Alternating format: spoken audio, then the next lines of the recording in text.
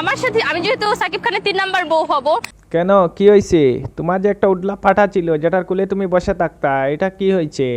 এটা কি শেষ?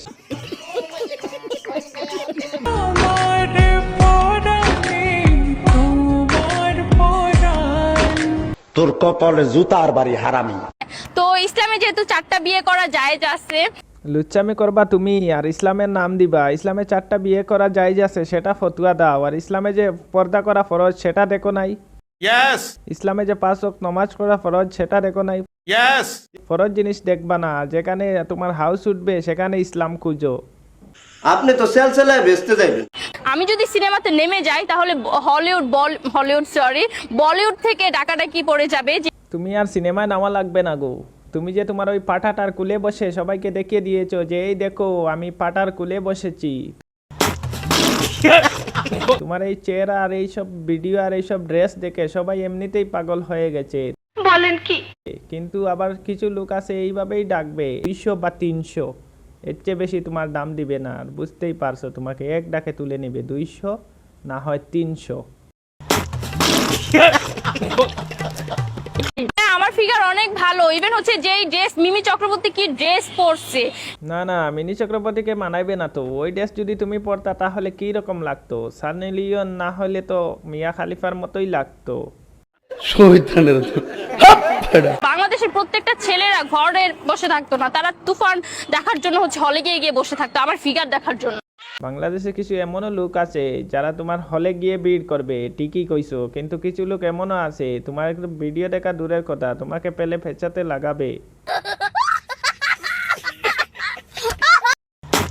যেহেতু কাঁপাতে পারবো তো 4-5 জন ছেলে কাঁপাতে পারবো না, এটা কোনো কথা?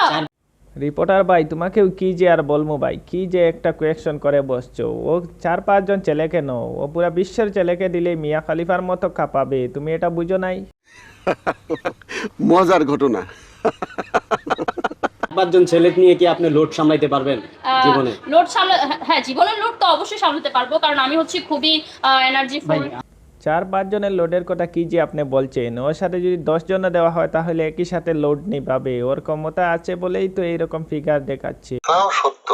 ওর ফিগার এমনিতে হয় নাই, 10-12 জন লোড দিয়েছে বলেই ফিগার হয়েছে।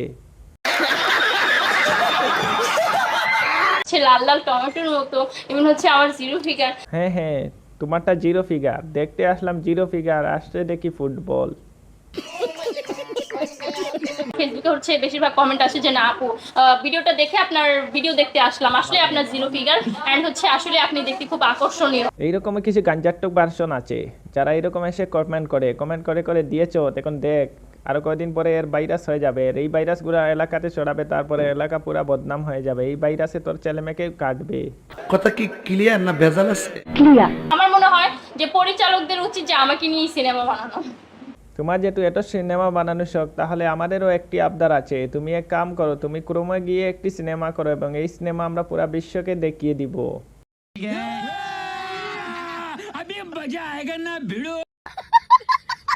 মিস্ত্রি খুঁজে পাচ্ছিলাম না, যার কারণে আমার মনে হলো যে এই গানটা গিয়ে আমার ইউটিউবে ছাড়লে এখান থেকে হচ্ছে অনেক মিস্ত্রি পাওয়া যাবে। তোমার মিস্ত্রি লাগবে না কস্তুরি লাগবে সেটাই বুঝতে পারছি না। সেটাই বোঝার জন্য আমরা মাথা খারাপ হয়ে গেছি।